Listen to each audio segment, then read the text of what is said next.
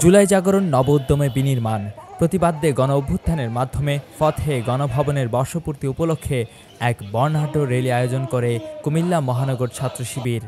৫ August মঙ্গলবার সকালে র্যালিটি নগরীর বিভিন্ন গুরুত্বপূর্ণ সড়ক প্রদক্ষিণ করে নগরীর পূবালী চত্বরে সংক্ষিপ্ত সমাবেশের মাধ্যমে শেষ হয়।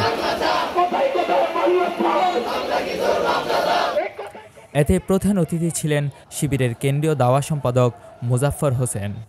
র্যালিতে নেতৃত্ব দেন কুমিল্লা মহানগর ছাত্র শিবিরের সভাপতি হাসান আহমেদ এবং সেক্রেটারি নাজমুল পঞ্চায়েত।